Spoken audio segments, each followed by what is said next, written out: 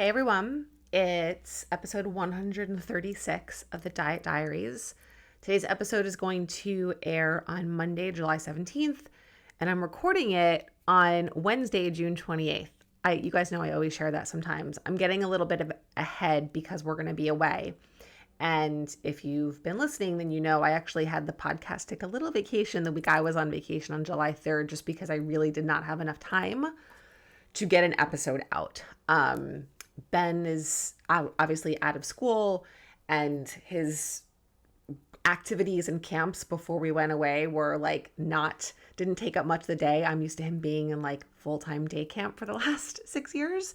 But we're not doing that this year. We're doing some different things. So my schedule and routine has been very off. So anyway, just a little peek into my life that nobody asked for. So here's what we're going to talk about today. We're going to talk about clothing sizes and why this is such a triggering thing for us.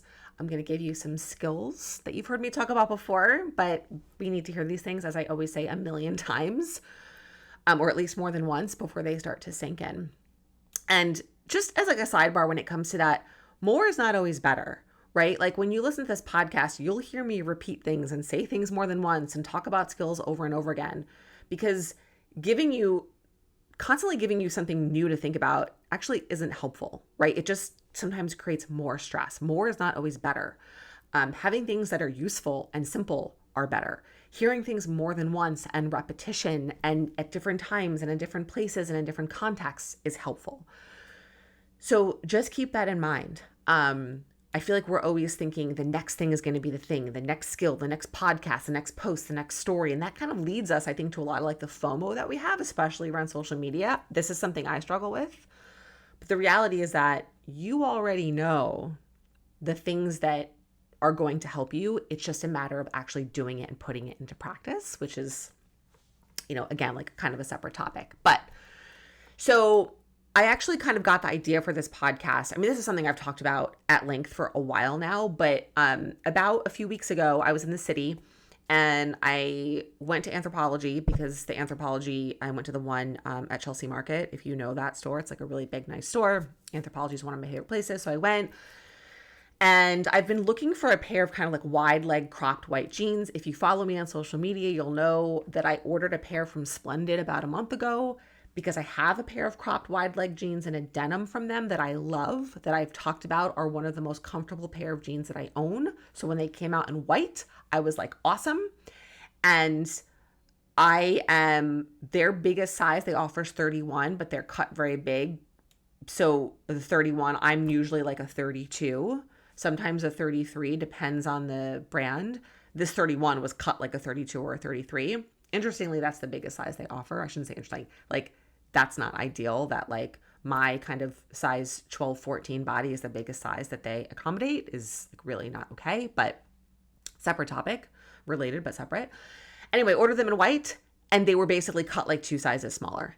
Same cut of jeans, same size, same brand. The only thing that's different is the fabric, and they were I held them up, and the waist was an inch and a half, maybe even more smaller than the blue ones. Super frustrating. Sent them back. So right off the bat, that is a piece of objective data that it is not your body that is the problem. It's the clothes, it's the sizing, it's the structure and the scales that they use for the sizing that is the problem, right? We know that between brands, sizing varies greatly. Within brands, sizing can vary between different cuts and different styles. In Madewell also cuts very large. I have worn a size 30 jeans in Madewell, and in Mother, which is a high-end denim brand, I currently have a pair of jeans that are a 34. That's a huge difference. So between brands, huge variation. But even within brands, depending on the cut of the jean, you may need a different size. And now, even within the same cut of jean, the fabrics are different. That can create a different size. Someone reached out to me when I posted about this a few weeks ago and said that there's a lot of variation because these pieces are made by machines in the way that the fabric kind of lays and I guess is you know, done by the machine. I don't know like the terms of how clothing is actually manufactured. And sometimes there's a lot of error. I get that machines can like make mistakes, but there also needs to be some quality control. And to me, like, yes, maybe there's like a couple millimeters of difference, but 2 inches where basically the pair of pants is an entirely different size, like, no, that's like, you know, unacceptable. And the brand actually did reach out to me and I let them know what happened. And they're like, we take this very seriously. Thank you for letting us know. So that was helpful. But I wanted to share kind of specifically even a little bit more about at Anthropologie. So I was looking for this pair of white jeans. I found a pair there of Good American. I tried on a size 32, which they say is actually a size 10. Again, that's weird. Some say a 32 is equal to a 12. They're saying it's a 10. Anyway, that was the biggest size they had in the store. Not the biggest size. Good American is actually very size inclusive. It is the Kardashian brand, but again, we can talk about that separately. They are very size inclusive, which is amazing. So I tried on the 32, which says it was a size 10, and they were too small. And I really liked them though. And as I could see in the dressing room, I'm like, I think these have potential. And I said to myself, okay, I'm going to go online. I'm going to order the 14, the next size up. Or maybe it was a 31. I don't remember what it was. Whatever. They were too small. It doesn't even matter. I think it was a size 12 because I know I ordered a size 14. I was like, I'll just order the next size. Punchline, they came a couple days ago. They fit. They're fucking awesome. I'm super excited about them. I'll share them on social media when I wear them. I have to steam them. They're actually like really creased from being in the bag.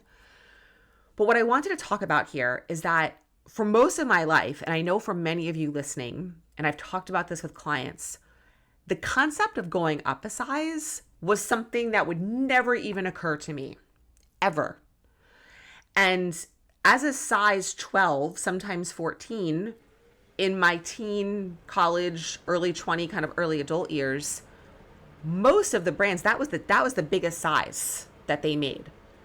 So for me, that already created so much anxiety because I would know when like designer jeans, like when diesel jeans came on the scene in like the late 90s and early 2000s, I was in college. I got a pair when I was like in like my early 20s. I was in the biggest women's size that was available. And knowing that felt terrible because it was like I have nowhere to go. My only option at that time felt like, well, I have to lose weight because I can't, there's no bigger size and I wouldn't even want a bigger size.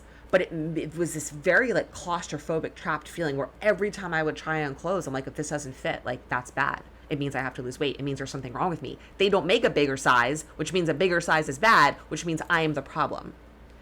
This is a very real thing. And this happens for people at all sizes, right? And I also know that, let's be very clear, I know that I do have a form of thin privilege. There are millions of women out there who are wearing plus sizes, which the technical term for plus size actually starts at a size 10, but who are in 1X, 2X, 16, 18, 20, and up from there, who have very limited options. Let's be very clear about this. I'm not going to sit here and say that the challenges I have are the same that many other women have because it's not. But what I will say is that the smaller size you are, the more options you have, right? That's just the reality of things. There are plenty of brands out there right now that do not go above a size 12, and their size 12 is actually cut like an 8 or a 10. But kind of going back to like being in the dressing room, my first thought was, oh great, I'm just going to order the next size up. You guys, that is an invisible transformation. That is the progress to end all progress. Because of what I just shared about how I felt for decades of my life trying on clothes, that it would never occur to me. What did occur to me was like, I've got to go on a diet. And I would feel so terrible about myself when those clothes wouldn't fit. Ripped myself apart, looked at my stomach. My stomach is gross. Look at my belly. This is disgusting. I need to lose weight. Like, this is not okay. I'm gross. And then gone out to dinner and said, well, I can't have carbs, or I'm not having dessert, or I can't have sugar, or whatever the thing was, or started a whole new diet plan, or I've got to go run an extra mile tomorrow, or do an extra hard workout at the gym. Something to find relief from that feeling of these clothes making me feel like shit about myself. And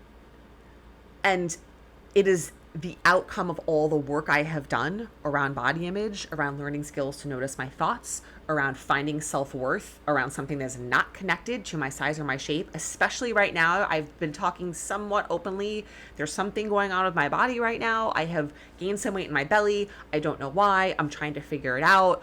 I'm feeling not great in my body right now because there's something happening that I'm really not clear about. And even with that going on, I am still speaking kindly to myself, having grace for myself, having self-worth in the way I'm exercising and moving and talking to myself and spending my time and taking actions that are in alignment with my values, not relying on what I look like to provide that self-worth, because if I did, I'd be in a really, really dark place right now. Because I'm doing all the actions I'm doing are aligned with what works for me and my values, and yet my body has something else going on that I'm trying to figure out.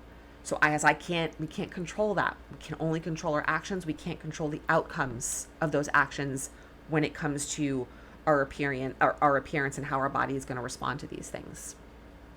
So a little bit of a sidebar, but this is why when we attach our self-worth and our identity to a size, it's a very, very thin thread. One, because there's so much variation in the clothes, which I talked about a few minutes ago, right? So then you are basically leaving your mental stability and worth up to a system that is broken in terms of how clothing is sized and designed and structured and all of that.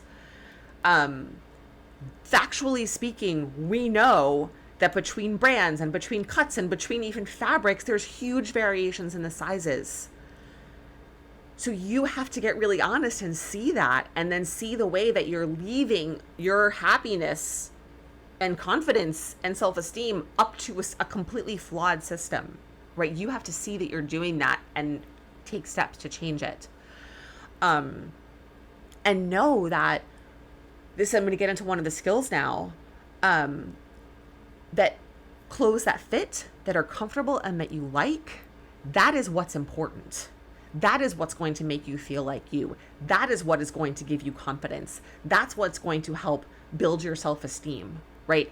How you truly feel and value and have self-worth around yourself. That's what self-esteem is, right? Confidence is kind of like those external actions. You can have confidence and have no self-esteem, right? They are not the same. I'm actually going to do a podcast episode about that because it's a very important distinction to make. They're not the same. And they are related and also unrelated. So anyway, it fits, it's comfortable, I like it. I've done a podcast episode, I think, about this, but I'm going to repeat now. The clothes need to fit. If they are too tight on you, you are not going to be able to pay attention to what's happening around you. You're only going to feel that waistband digging into you. You're only going to feel like the seam of that clothing pushing up against you, right? Which leads into the comfort piece. It might fit, but if it's not comfortable, if it's pulling, if it's digging, if it's dragging, if it's,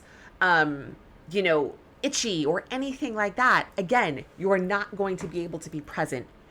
You're going to be focused on your body. It's a constant reminder that you are not comfortable in your body, that maybe your body is different than it was before, that you are in a different clothing size than maybe you have been in the past, right? That's where your attention goes. And then it's like you're not living your life because you're trying to push yourself into a clothing size that isn't right for you right now, right? And that's okay. Our bodies change over time. It's actually not, we think we're supposed to look the same as we did 10 years ago, 15 years ago, 20 years ago. There's a lot of changes that have happened, right? We do a lot of comparison. Oh my God, look what size I was when I was 20. Look what size I was when I was 30. Look what size I was 2 years ago, right? That's a real big struggle for a lot of folks. I have been through that too. And so accepting that this is where I am now and respecting that and giving my space, giving my body the respect it needs to be comfortable, right? It's punishing to try and put on a pair of clothes that are uncomfortable or that don't fit, that aren't the right size for you. It's being cruel to yourself. It's like you're trying to constantly remind yourself that you're not good enough. You need to do something better. Don't eat that. And so wearing something that fits, wearing something that's comfortable, and wearing what you like, right? Something can fit, and it can be comfortable, but you might not like it. You've got to like what you're putting on your body. There's a stylist I follow online. Her name is Liza Lieberman. And she has a very different body type than me. She is very, very thin, very small. She's probably like a size 0, a size 2. And I've learned a lot from her. I'm going to share 2 things right now that I've learned from her. One is, if it's not a hell yes, then it's a hell no. And this is around the do I like it? That's a struggle, because sometimes you'll put something on, you'll try to talk yourself into it. But again, if you put on a piece of clothing you don't like, you're going to feel self-conscious. You're going to be wondering, like, how does this look? Does this look okay? Like, should I have worn this? Is this okay? And again, it's taking your attention away from the present moment. So when something fits, it's comfortable, and you like it, then it's not about the clothing size. It's not about that. It becomes about how you are feeling in your body, in your skin, in that moment. And so I sized up and I put on that they came, they fit, they were super stretchy, and I loved them. And they're a size 14. Okay, fine. I have learned to prioritize those qualitative experiences. It fits, it's comfortable, I like it, over the quantitative, over the number, which is so arbitrary and so random and varies so much that it's like there's no meaning behind it.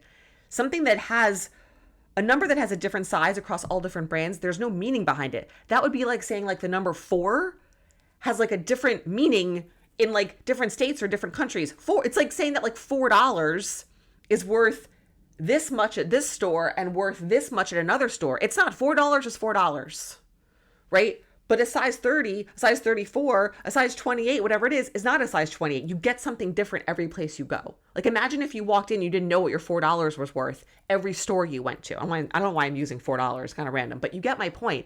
It would fuck with your head. You'd be like, I don't know how to live. I don't know how to function. What am I doing? What do I expect? That's what clothing sizes are like, guys. Like, so I just want to like be really clear so that you can really start to let this sink in and accept that relying on those numbers, which are basically subjective, is putting your own mental well-being like in a really not great place. I want to come back because I just went off on a tangent. So I just said that from following Liza, I've learned this idea. If it's not a hell yes, it's a hell no. And the other piece is we always use the saying, I'm a size 12, I'm a size 14, I'm a size 6, right? So that becomes I am, makes it our identity. And starting to create some space from that. Your size is not your identity. And shifting your language to saying, I take a size. I take a size 14 in those Good American jeans. I take a size 30 in those Madewell jeans. I take a size 12 in this. I take a size 34 in those Mother 90s jeans. I take a size 32 in another cut. Instead of I am. That's a game changer, right?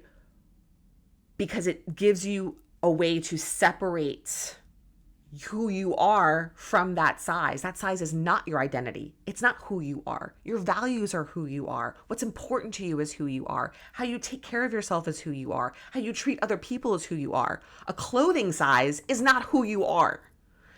And so these language shifts are really valuable. Language matters. It's the way that we express ourselves. It's the way that we communicate. It's often the way we make sense of things.